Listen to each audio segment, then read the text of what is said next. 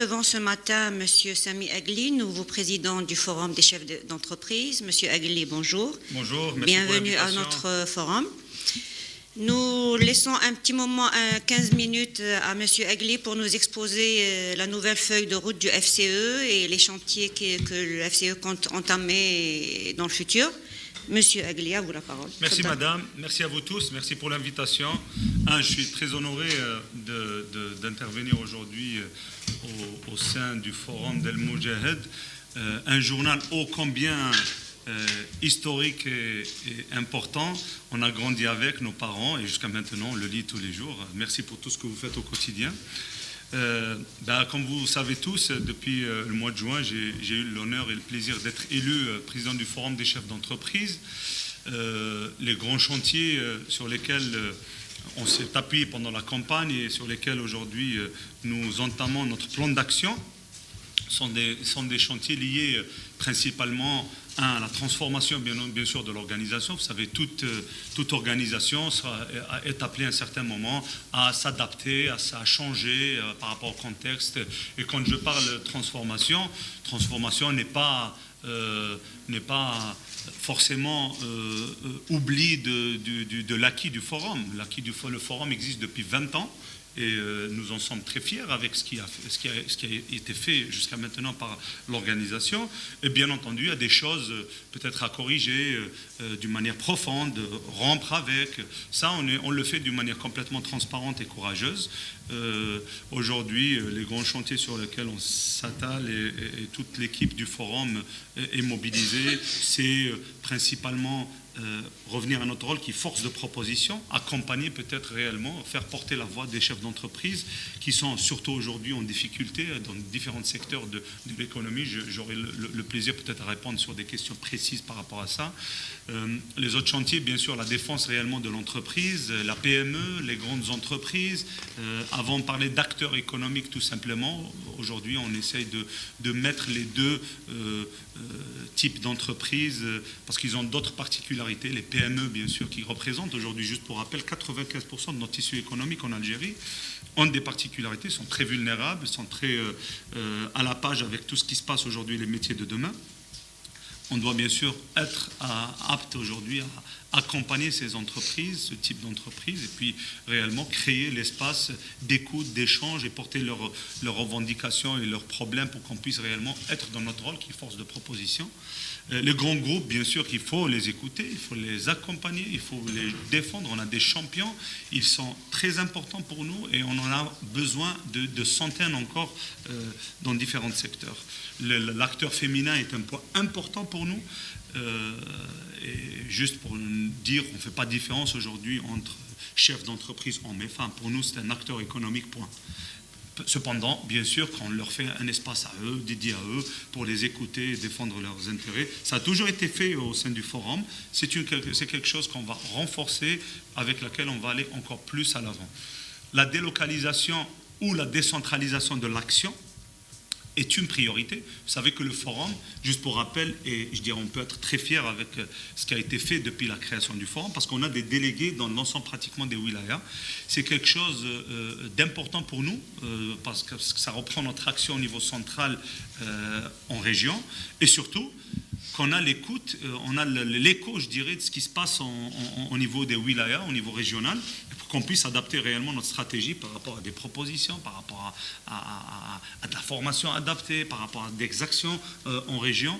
Tout ça, c'est important. Pour nous, c'est un acquis qui est important. On va bien entendu le renforcer, aller plus vers la décentralisation, aller plus vers l'écoute au niveau local. Et puis, surtout, je pense, le message était fort parce que le conseil exécutif aujourd'hui du forum est complètement changé parce qu'il est composé aujourd'hui de plus du tiers.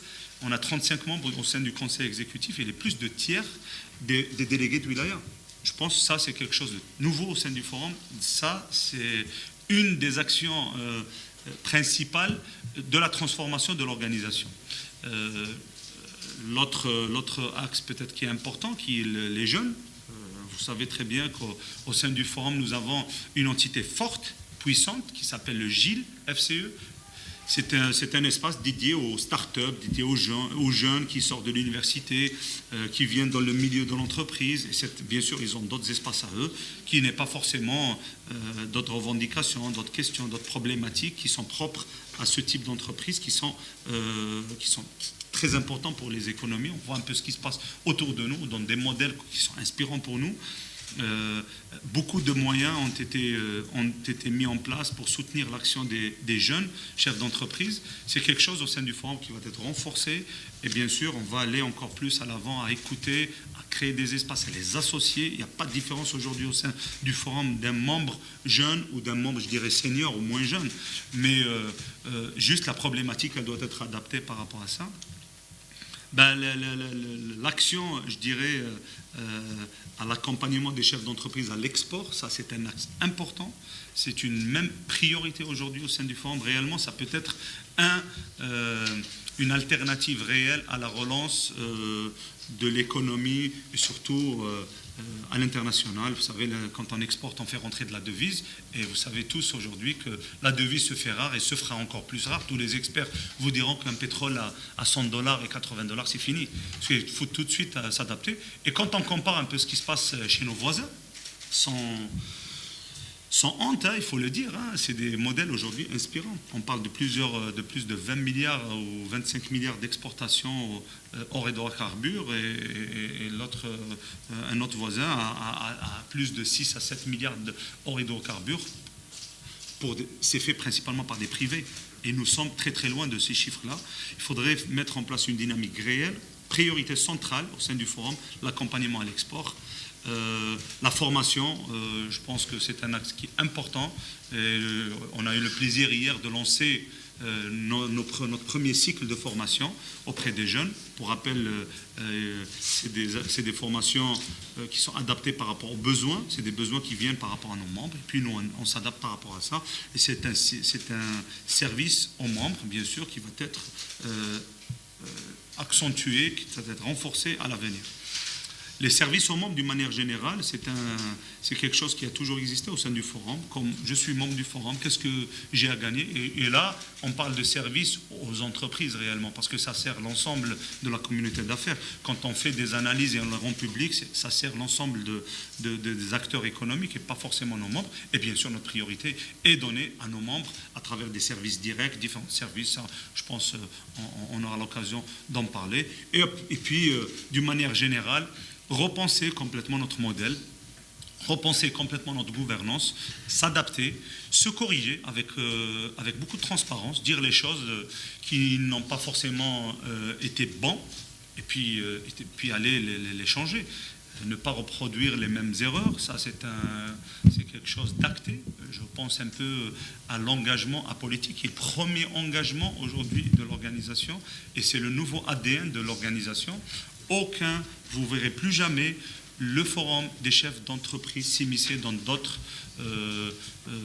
choses que l'économique et uniquement l'économique. Ça, c'est quelque chose d'acté, validé par l'Assemblée générale, et c'est aujourd'hui le langage qui est porté par l'ensemble de nos membres et l'ensemble de nos instances. Bien sûr, quand on dit apolitique, juste pour éclaircir, nous ne sommes pas apolitiques, nous ne sommes pas antipolitiques, nous ne sommes pas dans la confrontation. Nous sommes complètement dans la construction d'un dialogue transparent où nous avons cette autonomie, cette liberté de dire non quand il faut et dire oui et appuyer l'action des décideurs et du gouvernement quand il faut, et on le fera avec courage et on le fera avec transparence. Ça, c'est un point, je pense, très important au sein de l'organisation sur laquelle on s'appuie, et ça fait consensus au sein de tout l'ensemble des membres. C'est quelque chose, je pense, qui a été accepté, demandé, et bien sûr, aujourd'hui, moi, j'ai la responsabilité, je suis comptable, bien entendu, envers l'organisation et envers l'ensemble de nos membres, de toute l'action qui va être portée par le forum à l'avenir. Grosso modo, ça, c'est les grands axes. Je peux en parler sur des événements futurs que nous sommes en train d'organiser. Vous savez que le forum a toujours organiser une fois par an un rassemblement qu'on appelait Université d'été. C'est quelque chose qui va être maintenu. D'ailleurs, vous serez tous invités à partager avec nous le 12 octobre prochain. On va vous envoyer des invitations pour assister avec nous à ce premier rassemblement des chefs d'entreprise. Sur lequel c'est une rencontre entre membres, entre chefs d'entreprise pour parler d'une manière complètement décontractée et directe de l'actualité, des problèmes, des questions qui fâchent des fois, mais sans aucune, je dirais, arrière-pensée derrière, mais on est vraiment dans un esprit constructif. On est réellement dans une démarche de trouver des solutions, des alternatives à ce qui se passe aujourd'hui. Et c'est un peu l'esprit qui anime aujourd'hui l'ensemble de la gouvernance au sein du forum, l'ensemble de nos membres et bien sûr l'organisation d'une manière générale. Bien sûr, on a une action importante au sein du forum qui est juste qu'on appelle FCE international ou FCE, qui parle un peu de notre démarche à l'étranger, les événements importants sur lesquels nous allons porter la voix, je dirais, des chefs d'entreprise et parler d'économie algérienne et aussi d'opportunités. Malgré tout, il reste des opportunités dans notre pays et c'est le message sur lequel on... Et bien sûr, nos Algériens d'ailleurs, j'aime pas trop utiliser le mot diaspora, mais c'est des Algériens à part entière qui vivent à l'étranger. Il faudrait leur donner leur place comme il faut et les écouter. On les a vus un peu ce qu'ils ont fait au foot. Je pense que c'est un modèle inspirant pour nous tous. Et ça, c'est des grands chantiers. Mais après, je peux vous en parler pendant 2 heures si vous voulez. Mais je préfère répondre à vos questions. N'hésitez pas à nous poser l'ensemble des questions, mais vraiment sans protocole, quoi. N'hésitez pas. Merci Monsieur Agli. Merci à vous. Je rebondis sur le dernier point que vous avez soulevé. Vous avez fait une rentrée, vous avez entamé la rentrée sociale avec une conférence débat, à travers laquelle vous avez débattu de la situation actuelle, politique et économique. Vous avez tiré la sonnette d'alarme. Est-ce qu'il y a péril en la demeure, Monsieur Agli, pour la communauté d'affaires? Pas forcément. On parle de la situation et de la conjoncture économique. Après, quand on parle de ça, je pense qu'il faut dire les vérités. Hein. On n'a pas à cacher ça. La situation... allez, je ne vais pas aller à dire il y a le feu à la maison, mais la situation est inquiétante. Vous savez, les chefs d'entreprise aujourd'hui sont inquiets. L'économie est au ralenti. Et il faut tout de suite des choses, des réformes, des décisions courageuses et surtout urgentes. On n'a pas, vous savez, le temps c'est de l'argent et le temps aujourd'hui est une variable qui n'est pas est un point aujourd'hui qui n'est pas forcément en notre faveur. Plus on tarde, plus il y a risque de licenciement, plus il y a risque de perte d'emploi, plus il y a risque de part de marché perdue. Et un entrepreneur aujourd'hui se bat juste pour maintenir. Vraiment, on parle de survie. Il y a des secteurs clés aujourd'hui. Prenez le BTPH. On ne parle pas de chercher des marchés, on parle comment je vais tenir pour le mois prochain, comment je vais tenir la fin du mois, comment je vais payer mes salariés, comment je vais payer les différents engagements que nous avons avec les partenaires, les tiers, les caisses, les différentes caisses aujourd'hui qui sont réellement un point important, surtout dans une situation exceptionnelle. Il faudrait, à mon sens, réfléchir. Vous avez bien cité les débats, c'est quelque chose qui a toujours existé au sein du forum. Nous allons bien sûr lancer notre débat, c'est quelque chose qui était prévu dans notre programme. Et bien sûr, on doit parler d'une manière générale de la conjoncture économique. Les prochains débats seront thématisés par rapport à une thématique donnée. Mais la première, je pense qu'il fallait parler réellement de ce qui se passe aujourd'hui dans notre économie, ce qui se passe chez nos voisins, ce qui se passe dans l'international. Nous avons des experts qui ont benchmarké. Et il faudrait réellement, en urgence, trouver des solutions à des questions, à des secteurs qui sont très importants car ils emploient et les secteurs et d'une manière générale l'environnement complètement des affaires. Comment nous allons réellement être un réceptacle réel d'idées. On est content que la loi 5149 a été abrogée. Pour rappel, dès 2009, la position du forum était claire. Le temps nous a donné raison.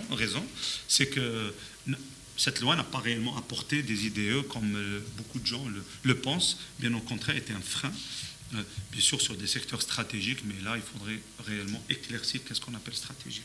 Très bien. Lors de ce débat, justement, vous avez reçu des experts. Bien sûr. Quelles seront, selon vous, les mesures d'urgence que le FCE peut prendre pour atténuer un petit peu la situation? Il y a plusieurs axes, parce que réellement, ça dépend des filières. Moi, je pense, par exemple, si on prend la filière du BTPH, qui, je pense, le premier, c'est le maillon faible aujourd'hui de tout le tissu économique, car ils sont liés directement par la commande publique. Et bien, comme vous le savez tous, la commande publique a baissé drastiquement. Ces entreprises sont très vulnérables aujourd'hui. Qu'est-ce qu'il faudrait faire? Il faudrait réellement penser à de l'alternative, à l'exportation de nos services, l'accompagnement à l'export de nos services. Nous ne savons pas, et surtout qu'on a aujourd'hui le système bancaire qui ne permet pas forcément d'aller réellement s'installer, travailler dans des pays à l'étranger. L'autre question qui est liée à la pression des différentes caisses à ces entreprises-là. Vous savez, c'est des entreprises qui souffrent, c'est des entreprises, vous savez, nous, chefs d'entreprise, et beaucoup de chefs d'entreprise, ils ont ce lien, je dirais, un peu familier avec ses collègues, ses employés. Et on en a beaucoup qui emploient parce qu'il est installé dans une région donnée, de la région, c'est de la famille, il les connaît personnellement. Ce qui, bien sûr, ils se battent aujourd'hui, beaucoup, on a des témoignages qui sont là, vivants, ils se battent comment, réellement, je maintiens mes employés, car ça devient, il les connaît par leur prénom et tout ça. Mais la question, bien sûr, pendant combien de temps? L'autre poids, de l'autre côté, qui est comme une guillotine, à la fin du mois, elle baisse, elle descend. Vous savez, c'est les différentes caisses, CNAS, Krasnos, Carcobat, et j'en passe. Peut-être, vous savez, une situation exceptionnelle, il faut penser peut-être à un moratoire, un échéancier, peut-être à complètement faire un geste très fort envers cette communauté d'affaires et cette filière-là qui est la filière qui emploie le plus aujourd'hui, et surtout en région. Parce que quand quelqu'un soumissionne, il prend un chantier à Tamanrasset, il ne va pas forcément ramener ses employés du Nord. Il va les recruter en local. Et l'impact, des fois, il est très, très important sur les emplois en région et en wilaya. Parce que moi, je pense, un des premiers messages clés ou positifs à donner peut-être par les décideurs aujourd'hui, c'est d'aller peut-être revoir la manière dont cette pression, je dirais, des caisses, qui est importante, c'est pas pour dire que ne pas cotiser du tout ça. C'est que peut-être ils ont toujours cotisé pendant des années, mais aujourd'hui ils vivent une situation exceptionnelle. Peut-être ça peut être une solution pour préserver les emplois. Et puis dans d'autres, qu'est-ce qu'on plaide nous au sein du forum, c'est complètement l'ouverture. Il n'est pas normal aujourd'hui qu'on ait des secteurs complets qui dépendent d'une autorisation, qui dépendent de 3-4 acteurs. On a créé des monopoles pour rien. Aujourd'hui, on voit que réellement, sur le plan économique, qu'est-ce que ça a apporté? Rien. Qu'est-ce que ça a apporté? Rien du tout. Bien au contraire. Mais d'une manière courageuse, c'est de repenser complètement la manière dont les choses se faisaient au préalable, d'ouvrir complètement des secteurs qui doivent être ouverts aujourd'hui. Penser aux services, par exemple, c'est des secteurs qui sont fermés, qui dépendent d'une armada d'autorisation et différents agréments. Bon, je pense qu'il faut alléger complètement la procédure. Créer une entreprise ne doit pas être un frein, bien au contraire, ça doit être un acte très léger, très facile. Et il y a des modèles, nous n'allons pas inventer la roue, il y a des choses qui existent ailleurs, qu'on peut tout de suite copier, débureaucratiser, je dirais, l'acte d'accompagnement des investisseurs. Il faut mettre les services de la digitalisation aujourd'hui au service de nos investisseurs, de nos chefs d'entreprise, acteurs étrangers ou nationaux, il n'y a pas de différence, mais réellement trouver des solutions pour alléger la lourdeur administrative qu'aujourd'hui, je ne vais pas dire le premier ennemi réellement de la croissance, mais c'est une réalité qui est là, amère, que le chef d'entreprise vit au quotidien. Aller avoir une autorisation, c'est compliqué. Et j'imagine maintenant, cette période, on n'a pratiquement aucun, je dirais, l'administration est complètement aujourd'hui sclérosée. On a des retours très négatifs de la part des membres de l'ensemble des wilayas où ils ont des problèmes pour avoir leur permis de construire, pour avoir leur petite autorisation qui d'habitude était juste une formalité. Malheureusement, aujourd'hui, il y a cette lourdeur administrative. Il faut réellement trouver une solution en urgence à tout ça. Bien. Merci, M. Agli. J'en prie. Donc, j'ouvre la séance des questions avec mes confrères journalistes. Est-ce qu'il y aurait des questions? السلام عليكم. السلام عليكم. عمر حمادي جريدة الجزائر. أستاذ حبيت نسقسيك فقط فيما يخص الضريبة على الثروة التي سيتم إقرارها بموجب قانون مالي 2020. يعني أنه شفنا هذه الضريبة كانت مقترحة في مدة عندها على ما أظن سنتين. يعني هناك أثير حولها الجدل يعني فيما يخص قيمة هذه الضريبة وشحال يعني منهم رجال الأعمال المعنيون بها. أستاذ نشوفوا أنه هناك خلاف أو جدل حول قيمة يعني الضريبة يعني على من ستتم يعني يعني رجل أعمال شحال يكون عنده أموال باش تتم الضريبة عليه يعني يعني القيمة تاعها. هذا من جهة. من جهة واحدة أخرى يعني هناك يعني ما مدى مساهمة هذو رجال الأعمال في الاقتصاد الوطني. شكرا. شكرا جزيلا. الضريبة على الثروة يعني حقيقة احنا في انتظار النص الكامل اللي طرح الكامل من طرف في قانون المالية. بعد ما يكون عندنا المقترح الكامل احنا اون فا بيان انتوندو برون بوزيسيون بارابور سا. ولكن اليوم انا نظن الضريبة او زيادة في الضريبة يعني بصفة عامة في الحال اللي راهو عايشوا اليوم الاقتصاد الجزائري، أنا نظن هذا يكون لعله رسالة سلبية للاقتصاد بصفة عامة. ولكن احنا ضريبة على الثروة احنا on peut pas se prononcer aujourd'hui, il faudrait qu'on ait le détail, mais sur ça on va se prononcer. mais القيمة تاعها كم تكون كم الآخر أيضا هذه نقطة أنا نظن نتكلموا فيها عندما يكون عندنا النص الكامل أو الاقتراح الكامل تاع القانون. باسكو اليوم ما كونوش عندنا هذا الاقتراح، عندنا يعني معلومات اللي تخرج في عبر يعني الواد فينانس اللي راهي اليوم ما شفناهاش. احنا عندما يكون عندنا النص الكامل لقانون الماليه التكميلي بعد ما يكون عندنا هذا القانون احنا نعملوا يعني لي زاناليز تاعنا مع الاخصائيين و on va prendre position bien sûr par rapport à ça. Bien. Oui. Attendez le micro s'il vous plaît. Le micro. معليش.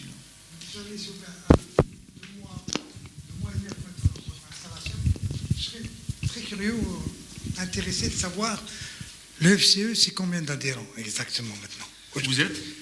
Le FCE, c'est combien? Vous êtes? Présentez-vous s'il vous plaît. Ah, oui. pardon. Oui. Excusez-moi. Chalabi, journal reporter, excusez-moi. J'aimerais savoir, Très bien. le FCE, c'est combien d'adhérents aujourd'hui? Vous savez, nous, au sein du forum, on ne fait jamais le bilan de nos membres pendant l'année. Je peux vous donner, on le fait toujours à la fin de l'année comme tout bilan, mais aujourd'hui, le FCE est fort de aux environs 4000 membres. Hein. Et aujourd'hui, on est très content, juste pour vous rassurer, on a des membres qui reviennent et on a pratiquement tous les jours des nouvelles adhérents, de demandes d'adhésion. Nous sommes très contents. Alors, juste pour rappeler, il y a eu quelques membres qui ont démissionné, mais c'est 1 pour 1000, ça représente 40 membres, et on est encore content parce que beaucoup d'entre eux sont revenus. Mais je vous répondrai à la question en début d'année. Merci. D'autres questions? Oui. Ariour Friel, journaliste chez Nahar TV. Bon, monsieur Aqli, vous revenez tout juste d'un voyage d'affaires en Espagne. Que pensent les Espagnols du climat des affaires en Algérie en vue de tout ce qui se passe, en vue de la crise économique et politique? Voilà, c'est ma question. Très bien. Merci beaucoup. Effectivement, nous rentrons d'un voyage, d'une mission d'affaires en Espagne qui était très fructueuse parce que nous allons rencontrer l'équivalent, nos homologues là-bas, qui est le COE. Juste pour rappel, le COE, c'est 1 700 000 membres. L'importance d'un patronat là-bas. Et ce qu'ils pensent, ils voient l'opportunité. Eux, ils ne pensent pas. Ils voient l'opportunité, la pertinence. C'est des chefs d'entreprise. Et nous, notre rôle, c'est de les rassurer, de les accompagner réellement pour porter... parce qu'aujourd'hui, on n'a pas beaucoup... le bilan est complètement négatif par rapport aux IDE venant de tous les pays. Et si je parle de l'échange que j'ai eu avec le COE, la présidente du COE, il y a de l'espoir. Juste, bien sûr, il y a des questions d'ordre réglementaire, d'éclaircissement. Et le capital, vous savez, le bailleur de fonds, il peut le bailleur de fonds. Ce n'est pas forcément courageux. Ils pensent, ils repensent, ils analysent, ils réanalysent encore une deuxième fois. Notre rôle, en tant que forum des chefs d'entreprise, c'est réellement de faire des actions pour convaincre ces chefs d'entreprise et capter leur capital. Notre but, c'est ça. Et le but de cette mission, je pense que c'est une mission réussie parce qu'on a eu quand même de l'écoute, on a eu pas mal de rencontres avec les responsables. Et surtout, personnellement, j'ai intervenu lors d'un panel avec une audience importante de chefs d'entreprise, journalistes et tout, pour parler un peu des opportunités, de l'avenir de l'Algérie, parce qu'il ne faut pas voir que le côté négatif. Vous savez, il y a des secteurs clés, secteurs à forte valeur ajoutée, où on peut faire une croissance à 2 chiffres pendant au moins 10 ans dedans, qui n'ont même pas démarré. Pensez à l'agriculture, l'Espagne est un bon modèle. Pensez aux métiers d'avenir, le digital, les start-up, les services, l'immobilier et tout ça. Tous ces secteurs où vraiment, le tourisme, ou tous ces secteurs où l'Espagne, quand même, ils ont des références. Et pour nous, on est complètement gagnant à avoir une alliance avec eux. C'est pour ça que nous allons ensemble créer le Conseil d'affaires algéro-espagnol, porté par le Forum du côté algérien et porté par le COE du côté espagnol. Et cet espace sera réellement une locomotive pour drainer des chefs d'entreprise espagnols, répondre à leurs questions, être vraiment à l'écoute et d'accompagner ces chefs d'entreprise. On pense à organiser un forum algéro-espagnol aussi en début d'année prochaine, Inch'Allah. Et on vous tiendra au courant par rapport à ça. Monsieur Agli, l'abrogation de la règle 49-51 pourrait attirer plus de partenaires étrangers malgré la situation économique? Oui, mais maintenant, bien sûr, c'est une bonne étape. Il en reste beaucoup à faire. Oui. C'est un bon déjà signal positif envers les investisseurs. Les investisseurs, c'est à nous d'aller les chercher, madame. C'est pas à eux. Ils font pas la queue à l'extérieur et nous, on dit oui ou non. Ben, les gens ne viennent pas. C'est à nous d'aller convaincre. Et notre rôle au sein du forum, c'est, à notre bien sûr petite échelle, de vraiment expliquer, rassurer, multiplier les rencontres bilatérales, recevoir des chefs d'entreprise, recevoir des délégations et réellement les mettre en relation, leur expliquer réellement. Pour répondre à votre question, oui, c'est déjà rassurant. Très bien. Des questions? Oui? Le micro. Le micro. أستاذ فيما يخص يعني التقاعد المسبق يعني كان هناك حديث حول عودة هذا يعني مطالب بعودة هذا القانون يعني التقاعد المسبق يعني ما موقف المنتدى الأفسيو من هذا يعني هل أنتم طالبوا الحكومة بإرجاع هذا التقاعد المسبق أو يعني ما هو موقفكم في حال تم استشارتكم؟ السؤال الثاني فيما يخص المؤسسات العاجزة يعني نشوفوا أنه هناك عدة مؤسسات تضررت من الأزمة المالية يعني لو تعطينا إحصائيات حول هذا يعني المؤسسات التي تضررت بفعل الأزمة المالية. شكرا. السؤال الثاني متعلق ما هو عدد يعني أو المؤسسات التي هي حقيقة في أزمة أو تسببت في أزمة بعد ما عشنا هذه السنوات 2 سنوات و 3 سنوات الأخيرة أو من 2014 يعني الأزمة ما بداتش من 2019 أو 18 عدة سنوات واليوم كل ما رانا عايشينه اليوم في الجزائر ادى الى انه الازمات لعله تطورت كل ما عايشينه من الجهه الاقتصاديه نحن نتكلموا عن الاقتصاد مش حاجه اخرى ادى انه هذه الازمه يعني كبرت ولات عندها اثار جد سلبيه على الاقتصاد بصفه عامه. الاعداء يعني الارقام لعله الارقام يعني تتغير. احنا الارقام اللي عندنا انه في ميدان البناء والري وكل ما علاقه بتي بي اش انه يتكلموا على اكثر من 50,000 متعامل اقتصادي اللي غلق و 50,000 عامل يعني وهذه في بعض ولايات الشمال. ما عندناش الاعداد يعني الحقيقي بكل الجزائر ولكن الناس ترى تتكلم اليوم عن ما يقارب 300,000 عامل اللي راهو في البطاله اليوم بسبب هذه الازمه. وعندما نتكلم عن 300 عامل يعني لو نذكر الارقام التي نصت من طرف CNRC المديريه العامه للسجل التجاري راهم يتكلموا على في 3 أشهر ما يقارب 50,000 يعني سجل تجاري اللي سحب يعني من النشاط. النقطة الأولى اللي تتكلم la retraite. Moi, je pense que je n'ai pas d'éléments sur ça, mais on revient sur vous. On n'a pas eu le temps d'analyser ça, mais on reviendra certainement sur ce point-là. Inch'Allah. Vous avez déclaré que l'exportation reste l'alternative pour sortir de cette crise. Oui. Et pourtant, les exportateurs se plaignent aujourd'hui de bureaucratie, de beaucoup d'entraves. Quelles seraient, selon vous, les réformes qu'il faut apporter pour faciliter un petit peu et pour aider, accompagner les exportateurs? Alors là, il faut lancer un plan Marshall pour l'exportation, sincèrement. Parce que quand vous voyez les chiffres avec le potentiel, prenez l'agriculture par exemple. Ce qui est exporté, allez, je prends un pays voisin, ce qui exporte en Russie, c'est 500 millions. Nous, on fait moins de 10 millions. Alors que la surface, nous sommes le plus grand pays d'Afrique avec la surface la plus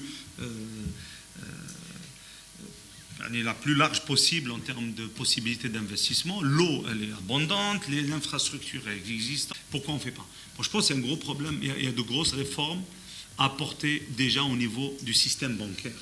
Le système bancaire aujourd'hui, c'est un système qui n'est plus adapté par rapport à la réalité de notre économie. Et surtout, il ne permet pas réellement forcément l'accompagnement et le développement de l'exportation. Il y a plein de freins liés aux règles, aux autorisations, aux différentes. Bien sûr, il y a des efforts qui ont été faits, mais je pense que ce n'est pas suffisant. Il faut réellement débureaucratiser complètement l'accompagnement à l'export. L'exportateur aujourd'hui subit des pressions. Il suffit on le voit malheureusement, il y a beaucoup d'échos négatifs par rapport à ça. Dès qu'il a un problème au niveau bancaire, on le voit directement comme quelqu'un qui a volontairement violé la loi. Alors que, vous savez, dans un processus, il y a la loi, il faut l'appliquer de rigueur, avec beaucoup de rigueur, mais accompagner les chefs d'entreprise et non pas forcément les mettre dans un coin comme des accusés pour rien. Il y a des erreurs, il y a des fautes, mais on se corrige quotidiennement. On se corrige mais juste pour rappel, le système bancaire aujourd'hui est un réel frein à l'accompagnement à l'exportation. Il n'est pas normal qu'on n'ait pas de banque à l'étranger, de banque algérienne à l'étranger. Il y a plein d'acteurs, il y a plein d'Algériens qui vivent dans des pays étrangers où ils n'ont même pas le moyen aujourd'hui d'aller envoyer ou recevoir quelque chose. Alors imaginez-vous un acteur économique qui part là-bas, transférer, payer un salarié qui va le recruter en local pour qu'il puisse réellement faire de la promotion au niveau de ces pays-là. Vous savez, ça c'est des actes de gestion qui appartiennent à l'entreprise. L'État ne doit pas interférer dedans, bien entendu. L'État doit réellement être dans son rôle d'accompagnateur et veiller à ce que l'environnement permet réellement à ces chefs d'entreprise de penser et les pousser, et l'accompagner, les financer pour aller à l'étranger, même. Normalement. Oui. Bien. Des questions? Plus de questions.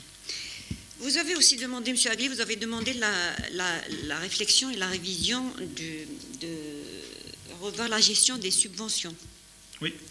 Expliquez-nous un petit peu. Je pense que c'est pas moi personnellement qui ai inventé ça. Je pense que c'est un débat qui est là depuis des années. Mais on met bien sûr aujourd'hui le doigt dessus parce que c'est, à mon sens, quand on parle de crise, il faut qu'on ait les moyens à un certain moment de notre politique. Est-ce que c'est normal de penser à la subvention? Et surtout d'une manière courageuse, madame. On ne peut pas aujourd'hui se le cacher, dire qu'on est prêt, qu'on a les moyens de financer, de faire ce qu'on faisait avant. Financer, faire des déclarations, financer des choses qu'on faisait avant, ce n'est plus possible aujourd'hui. Il faut revoir complètement la manière dont les subventions, et peut-être quand on va les revoir, ils vont être encore plus utiles aux gens nécessiteux. Parce que généraliser aujourd'hui l'importation de blé aux 43 millions d'Algériens, je ne pense pas qu'il y ait 43 millions d'Algériens qui ont besoin forcément d'acheter le pain à 8 dinars et subventionner le pain à 8 dinars. Si quelqu'un est cadre, salarié, classe moyenne, il peut faire d'une manière... C'est un acte de solidarité réel envers la tranche de population la plus nécessiteuse. Comment réellement adapter ça? Il y a des modèles. Moi, je ne suis pas spécialiste de la question. Je pense que laissons les spécialistes à penser. Mais d'une manière générale, le système de subvention, il faut complètement le revoir. Nous n'avons plus les moyens de financer tout ça. Importer le lait généralisé à l'ensemble des Algériens, c'est plus possible. Le blé, le prix du gasoil, pareil. Il faut revoir. Mais là, réellement, quand on fait ça, ça rendra certainement plus service à la tranche dont réellement a besoin. Et la question doit être surtout traitée d'une manière courageuse. Quand on avait beaucoup les moyens, vous savez, décider était facile. Le Trésor était là, il épongeait un déficit, il finançait, il refinançait. On a vu ça dans des entreprises, par exemple, qui ne sont pas viables depuis plusieurs années. Les entreprises publiques, malheureusement, il y en a réellement. Alors, on a toujours crié qu'il n'y a pas de différence entre privé et public. On a toujours épongé les déficits d'entreprises publiques quand il y avait des déficits, et on l'a fait pendant des années.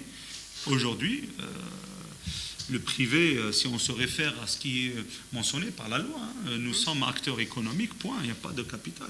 Même le privé, à un certain moment, il peut ouvrir la réflexion et dire, même nous, on a besoin. Bien sûr, ce n'est pas quelque chose dont le privé fait, mais juste pour rappeler que la subvention, elle n'est pas forcément sur les intrants directs de matières premières, mais elle est pensée d'une manière généraliste et elle est pensée surtout pas d'une manière économique.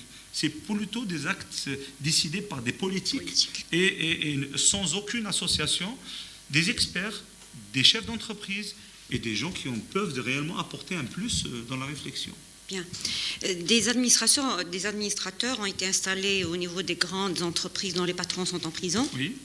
Est-ce que vous estimez que cela peut sauver ces entreprises ?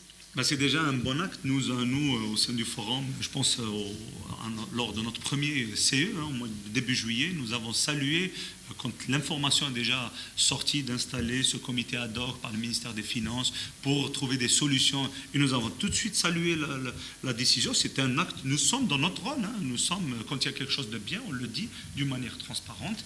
Et là, nous n'avons pas hésité à dire que c'est une première étape qui est positive, bien sûr, et nous avons même manifesté notre disponibilité à apporter peut-être un écho de ce qui se passe un peu au niveau des chefs d'entreprise, par de l'expertise, par une contribution. Nous n'avons pas été invités, mais nous avons forcé, d'une manière totalement engagée, nous l'avons fait, et nous avons manifesté clairement notre satisfaction et notre souhait d'être disponible pour cette action. C'est une bonne étape, mais il y en a d'autres qui doivent suivre. Au sein du forum, nous avons toujours fait la différence entre le gestionnaire et la personne morale. Le gestionnaire, c'est une personne physique qui est responsable de ses actes. Vous savez, la loi doit être appliquée de rigueur. La loi doit être appliquée de rigueur. Mais au sein du forum, nous défendons l'entreprise et non pas les personnes. C'est un rassemblement de personnes, mais qui portent des entreprises derrière, des emplois, des structures industrielles et autres. Justement, ces entreprises sont en difficulté actuellement parce qu'il n'y a pas eu respect des règles de la gestion de gouvernance d'une entreprise. Il n'y a pas de conseil d'administration et c'est ce qui rend aujourd'hui la difficulté encore plus grande. Juste, moi j'insiste sur un point qu'il faut éviter l'amalgame. Aujourd'hui, ça c'est important, parce qu'aujourd'hui, le chef d'entreprise, surtout privé, malheureusement, est diabolisé au quotidien. Le privé est un acteur qui crée de la richesse. Il ne faut pas le faire un procès d'intention dès le départ que c'est parce que l'autre a fauté, que tout le monde est dans le même sac. Non, moi je pense qu'il faut surtout éviter l'amalgame. Cependant, on l'a dit, Claire, que la loi doit être respectée, et c'est ce que nous tous nous aspirons aujourd'hui. Nous aspirons à une Algérie où réellement la loi sera de rigueur. Et beaucoup d'entreprises, alors là je ne peux pas bien sûr citer, parce que ça c'est quelque chose qui est en justice, nous ne prenons aucune position par rapport à ça, mais d'une manière généraliste, que de l'autre côté aussi, il y avait une très mauvaise gouvernance qui a fait que les gens aussi étaient à un certain moment victimes de ce qui se passait. Bien, merci M. Agli. Des questions ? Oui, allez-y madame.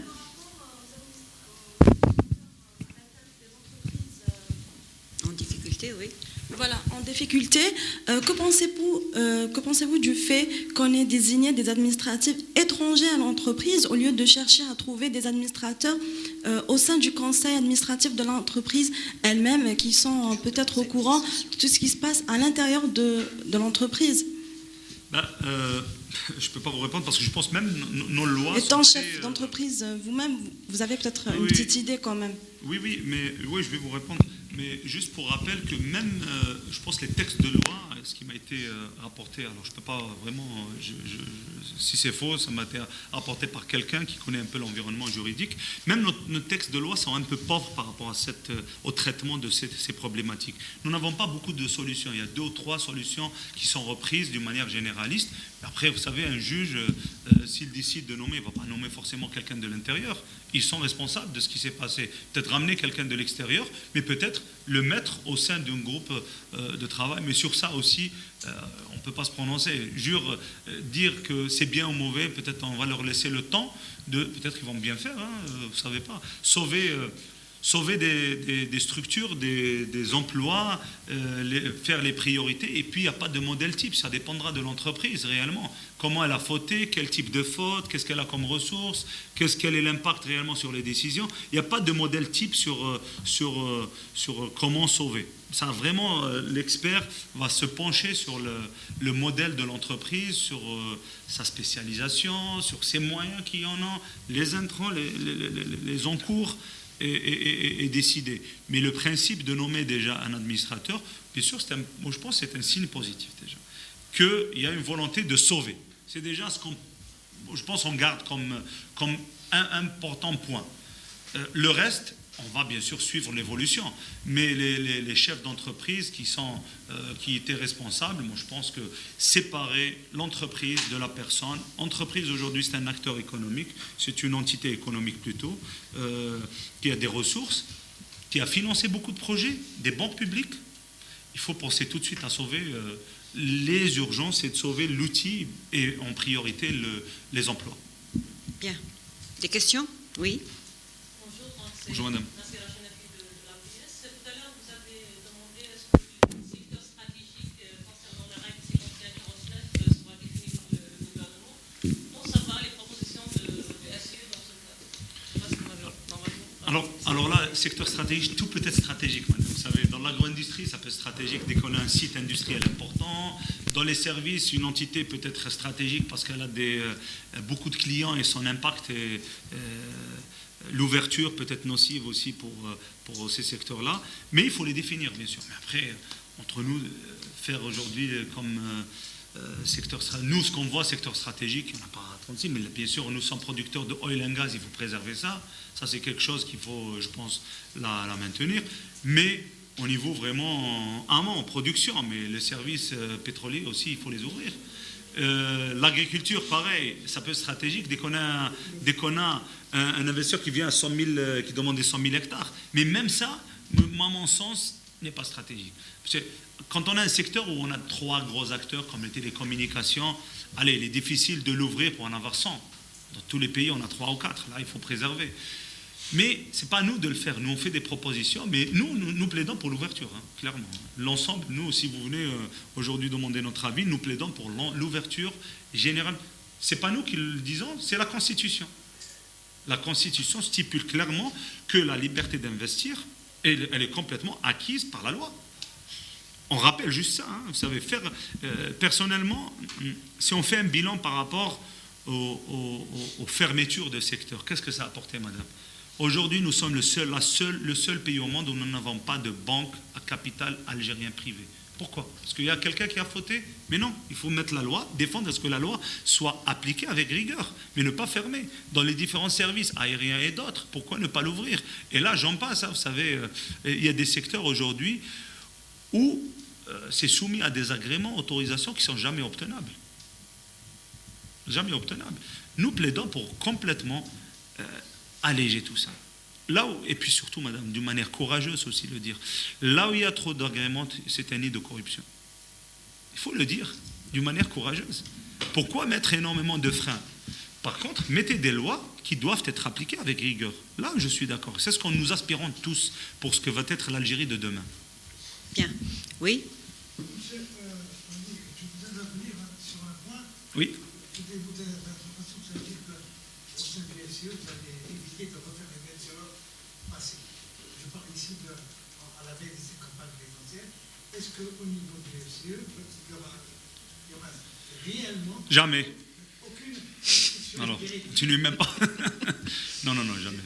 Quand bien même au niveau de. Parce que vous avez dit qu'aujourd'hui, votre point, c'est au niveau des wilayas. Il se peut qu'il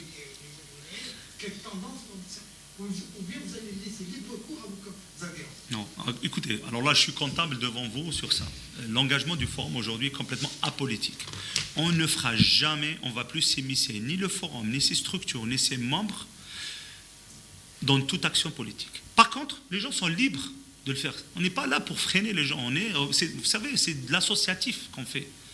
Si un gars veut faire de la politique, il le fera bien sûr de manière indépendante, mais en dehors du forum, sans utiliser le nom, les moyens, ni le réseau du forum. Ça, soyez-en certains, c'est un point acté au sein du forum, acté par l'Assemblée générale, acté par le Conseil exécutif, et c'est quelque chose qui sera appliqué avec rigueur.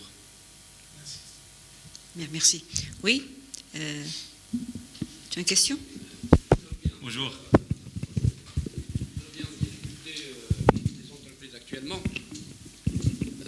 Concrètement, vous avez dit qu'il y a une situation exceptionnelle, il faut trouver des solutions.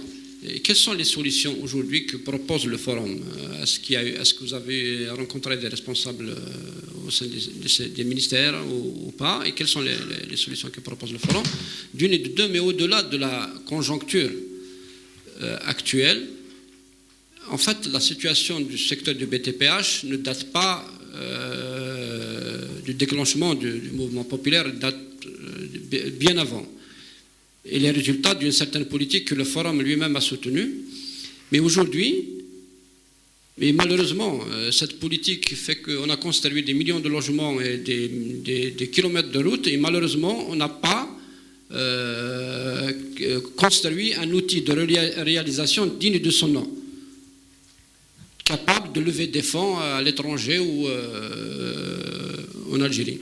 Et aujourd'hui, quelle est la réflexion du forum sur ce sujet-là? La deuxième question, par rapport à la règle 51-49, vous avez dit que c'est un bon signal, mais est-ce que c'est suffisant? Est-ce que ce signal, dans la conjoncture actuelle et dans l'état de la gouvernance du pays actuel, est-ce que c'est un signal suffisant? C'est ma deuxième question. Merci. Alors, Non, allez-y. pour la première question liée à l'impact de la crise et surtout son ancienneté et le constat que réellement ça n'a pas permis, malgré l'ampleur de la commande publique, ça n'a pas permis de faire émerger des champions par métier, par secteur et tout ça. Non, contrairement, il y a des entreprises qui sont bien structurées, des privés qui sont bien structurés, mais aujourd'hui ils subissent de plein fouet. Vous savez, quelqu'un n'est pas payé. Comment il peut faire face à un quelconque développement?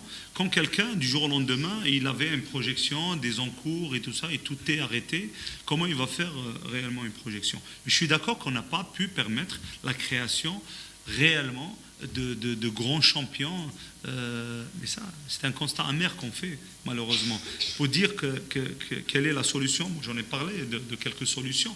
Moi, je pense que sensibiliser déjà les banques à accompagner les chefs d'entreprise et les entreprises en difficulté dans ce processus. Ça, c'est important. Parce qu'aujourd'hui, vous avez les échos que nous avons, alors à coup de dizaines, même, je dirais même centaines, qu'ils n'ont pas forcément un accompagnement par des banques. Je sais pas, ça, vraiment, c'est un constat qu'il faut peut-être éclaircir. Mais c'est pas un jugement envers la banque du tout. Là, les banquiers, vous savez, il doit préserver, il doit appliquer les règles prudentielles de la banque, qui doivent être appliquées avec rigueur, mais juste pour dire, peut-être sensibiliser par les pouvoirs publics, étant propriétaire des banques publiques, sensibiliser les banques à accompagner aujourd'hui dans cette période difficile les investisseurs. Parce qu'il y en a qui avaient des encours avec les banques, ils demandent un échelonnement, il n'est pas forcément accepté, ils demandent un petit rallonge, il n'est pas forcément accepté. Mais je pense que ça, c'est un point important. Les autres points liés à l'ouverture, complètement. Il faut ouvrir les entreprises pour qu'elles puissent permettre réellement de se diversifier. On ne peut pas aujourd'hui garder le même modèle, à savoir autorisation, agrément, allègement. D'une manière générale, il faut s'adapter par rapport à la situation. On a parlé d'une situation exceptionnelle, il faudrait qu'on puisse réellement s'ouvrir le monde. Vous avez parlé de votre deuxième question de la loi 51-49. J'en ai, je pense, expliqué tout à l'heure, je vais encore le dire avec force, que nous avons toujours défendu ça. Le temps nous a donné raison. au sein du forum depuis 2009. Depuis 2009. Ah, écoutez, non, ça, on peut rester en contact. Montrez-moi. Ah non, on a des. Non, là, on peut vous remettre des dizaines de documents sur ça. Les notes de conjoncture qu'on a remis au plus haut niveau aux décideurs. C'est écrit noir sur blanc. On peut vous les remettre. Même ça. Pardon?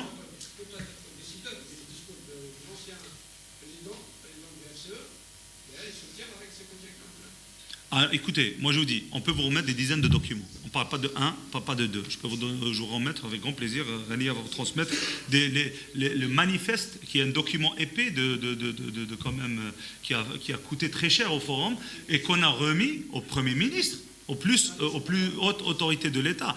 Mais pareil, parlez-moi aujourd'hui de ça, je suis très à l'aise par rapport à ce point-là et je le dis, je le répète, depuis 2009 maintenant, si à une situation, à un secteur donné, à un exemple donné, à un cas donné, il y a eu une prise de position par rapport à ça, moi je vous parle de la position du forum par rapport à toutes les propositions qui ont été faites et c'est confirmé depuis que je suis président du forum.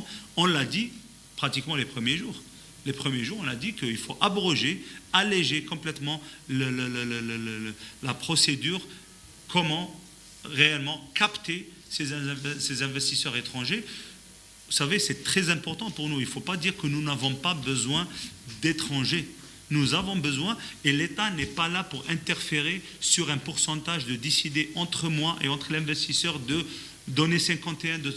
Ça, c'est des décisions souveraines entre partenaires. Si moi, je vais porter un projet avec un partenaire, si je le vois qu'il a vraiment une expertise, je lui donnerai la majorité sans aucun problème.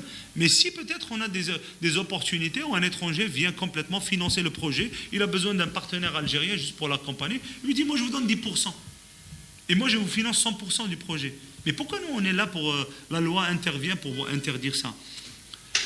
Les entreprises de famille à l'étranger, qui sont 4, 5 générations, qui existent depuis 2 siècles, ils ont des règles où le nom est porté, le nom de leur entreprise, c'est leur nom. Ils n'acceptent pas forcément d'être actionnaires, d'être associés avec quelqu'un d'autre. Par contre, on les voit activés dans 60 pays. On les voit activés autour de nous. Est, ouest, sud, mais pas chez nous. Alors que c'est visible l'Algérie sur une carte. Pourquoi? Bon, je pense que toutes ces questions, il faut les dire. Mais juste, je confirme la position du forum. Elle est pour complètement l'abrogation de cette loi, l'adapter par rapport aux réalités de ce qui se passe. Qu'est-ce qu'on appelle secteur stratégique? Il y a des secteurs sur lesquels que le privé n'a même pas les moyens d'y aller. On a besoin peut-être d'un État derrière pour des gros investissements. Mais d'une manière générale, l'ouverture, elle est aujourd'hui de rigueur. Le modèle de fermeture a prouvé son échec. Il faudrait qu'on soit inspiré par des modèles qui ont prouvé leur succès et n'ont pas prouvé leur échec. Et alors là, il y en a 10 à la douzaine, on peut s'en inspirer. Merci. Je vous en prie. Est-ce qu'elle est suffisante pour attirer... Non, elle n'est pas suffisante. J'en ai parlé tout à l'heure en disant que c'est un premier pas. C'est un premier pas. Elle n'est pas suffisante. Par contre, elle donne quand même un petit message d'espoir parce que c'est une règle, pour rappel, elle devait être constitutionnalisée. Oui. Alors si aujourd'hui c'est un message très positif, les gens peut-être n'arrivent pas à donner, à apprécier l'importance de l'impact de ce message. Aujourd'hui on parle de financement qu'on doit trouver ailleurs. La planche à billets égale inflation, heureusement qu'ils l'ont arrêté. On doit aller chercher des financements. On doit chercher les financements, on doit chercher les bailleurs de fonds qui doivent être partenaires. Mais si on en a tellement besoin, on ne doit pas cloîtrer des règles qui sont directement, je dirais, dans l'exclusion du capital étranger. Nous devons mettre tout en place d'accompagner ce capital. Et ça doit être pris en charge par les plus hautes autorités de l'État jusqu'au dernier représentant de l'administration. Bien. Vous proposez aussi, M. Agli, pour accompagner les entreprises dans l'état actuel de l'économie, de lever la pression des caisses. Est-ce que vous, Oui. vous voulez dire que les chefs d'entreprise ne doivent plus cotiser pour les travailleurs? Pas du tout. J'ai pas dit ça. Allez, expliquez-nous un petit Alors, peu cette moi, levée, cette facilitation. Là, on parle vraiment d'une période exceptionnelle, d'une situation exceptionnelle. On a le choix. Nous, c'est une proposition peut-être de faire. Ça s'est fait ailleurs. Ça s'est fait. Et il y a des modèles, il y a des pays qui l'ont fait. Accompagner et financer complètement pour maintenir l'emploi. Mais nous, on ne parle pas d'aujourd'hui d'intervenir d'une manière généraliste du tout. D'ailleurs, si je parle du privé, le privé a toujours cotisé. Tout n'a jamais. Quand les choses marchent bien, mais aujourd'hui les choses marchent mal. Et c'est une conséquence d'une mauvaise gouvernance. C'est une conséquence de décisions qui ont été prises, pas forcément d'une manière économique. Je ne vais pas dire qu'ils doivent assumer, pas du tout, mais juste de rappeler qu'un message fort d'accompagnement pour maintenir les emplois est important et de rigueur aujourd'hui. Une des propositions, ça peut être un moratoire. Quand je dis un moratoire, ce n'est pas l'annulation forcément, mais un moratoire. Un moratoire pour alléger, arrêter peut-être les Arrêter un pénalités, moment, oui. arrêter surtout les pénalités de retard, alléger, faire un échéancier. Vous savez, on a très bien, mais on ne parle pas du tout de modèle. Nous avons toujours, en tant que chef d'entreprise, nous avons toujours cotisé, on le cotisera toujours. C'est je pense, quelque chose qui se fait ailleurs. Si on part travailleur, nous allons le faire. On ne va pas demander des choses qui sortent un peu du contexte ni de la logique. Par contre, un coup de pouce aujourd'hui par les pouvoirs publics pour soutenir surtout les emplois est quelque chose d'important et quelque chose qui donnera, je pense, une lueur d'espoir pour les entreprises. Et on a bien sûr d'autres actions. Très bien. S'il vous plaît. Oui. Par rapport à la dernière université qui s'est déroulée à Noël, Oui. il y avait un appel fort qui avait été lancé. Il y avait, pardon? Un appel. Très bien. Celui de privatiser certaines entreprises, secteur privé, secteur public. Est-ce que le FCE d'aujourd'hui est sur la même démarche? Je ne pense pas qu'on ait parlé de privatisation, on a parlé de partenariat public-privé. C'est différent. Peut-être. C'est différent. J'ai du mal à Non, entendre. Privatiser, c'est au bon vouloir du partenaire. Partenariat. Le mot partenariat est important. Après, entre nous aujourd'hui, ces entreprises publiques qui, je pense, il y en a bien sûr qui réussissent. C'est pas un constat général. Mais ces entreprises dont le Trésor intervient depuis 10 ans ou je ne sais combien d'années pour éponger un déficit. Est-ce qu'aujourd'hui, économiquement, viable? Est-ce que c'est viable économiquement? Non. Pourquoi avoir juste, peut-être retenir le mot privatisation? Pareil, nous devons réellement être dans une posture de la non-diabolisation du privé.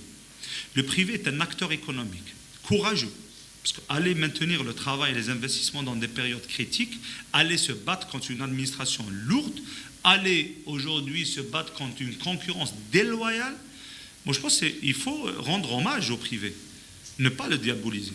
Et puis, si cette opportunité, elle se vend, qu'elle se vende d'une manière honnête, d'une manière transparente, si elle doit être privatisée, mais ne pas le faire comme ça l'a été à un certain moment. Mais juste rappeler que c'est un acteur économique qui doit penser à une concurrence loyale, qui doit penser à être concurrent plutôt loyal, qui doit réellement penser aux résultats.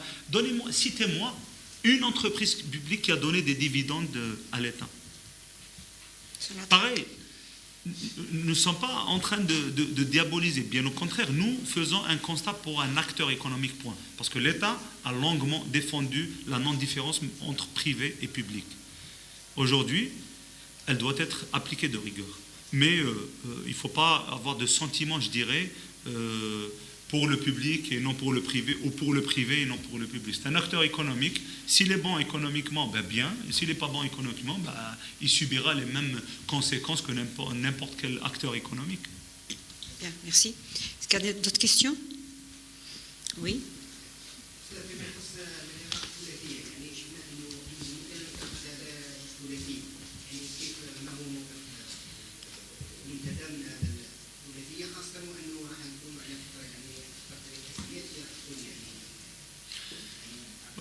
J'ai pas compris la question. Là, sincèrement. La tripartite. Oui, tripartite. Quelle est votre, Mais quelle est votre position vision? Voilà, Là, nous position du avons, FCE par quand rapport nous à la sommes tripartite. invités, nous irons et nous allons porter haut et fort la position du forum. Si on n'est pas invité, on le portera d'une manière publique. Mais احنا الثلاثيه عندما نكون عضو او يعني طرف في الثلاثيه احنا رايحين نطرحوا المشاكل الحقيقيه اللي يعيشها منتدى رؤساء المؤسسات، ماشي المشاكل المنتدى رؤساء، المشاكل اعضاء المنتدى او الشركات بصفه عامه الخاصه للثلاثيه et dire non quand il faut. Mais ne vous inquiétez pas, on est dans une totale autonomie. يعني لو كان يعرضونا on ira avec plaisir. لو كان on n'est pas associé, pareil, on portera notre position par rapport aux différentes questions traitées la tripartite. Je pense rappeler un point important que vous avez pas, beaucoup d'entre vous, journalistes, vous avez parlé longuement de la crise, son impact, les solutions. Vous savez, notre diaspora est un point important qui doit être une question centrale au niveau de toute la politique du pays. Et moi, j'aime pas utiliser le mot diaspora, j'aime bien utiliser l'Algérien d'ailleurs. C'est des Algériens à part entière. Et nous devons réellement leur donner un signal de confiance. Nous sommes au sein du forum, nous avons, bien sûr, au sein de l'organisation, nous avons toujours défendu, accompagné les Algériens à l'étranger, parce qu'on est la seule organisation qui même présente avoir des représentants honoraires dans des pays importants. Et pourquoi? C'est pour capter et écouter et donner ce message de confiance. Nous réitérons encore une fois notre position par rapport à ça, que le forum est là pour réellement tous les acteurs économiques, nationaux ou non, algériens d'ici ou d'ailleurs, pour réellement créer de la richesse ensemble, réussir avec ce que va l'Algérie de demain sur le plan économique. Va être pareil, nous allons défendre les règles d'exclusion. On est le seul pays au monde à avoir mis une règle pour exclure notre diaspora au lieu de leur faire des messages d'intégration. Il y a une loi qui a été faite, la loi 51, je pense, ou 50, qui est complètement, c'est un message d'exclusion.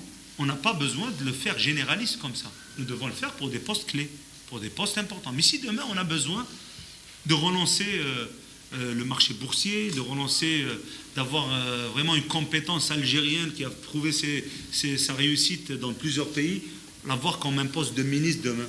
Mais il ne faut pas avoir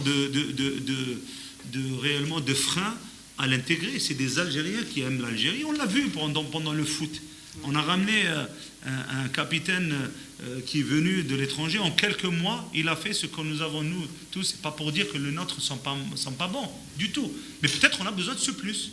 Cette compétence qui nous manque pour compléter. On a vu qu'il y avait une équipe d'Algériens. Peut-être ramener quelqu'un qui va intégrer une équipe, il fera quelque chose de plus. Ça, c'est un point important qu'il faudrait défendre.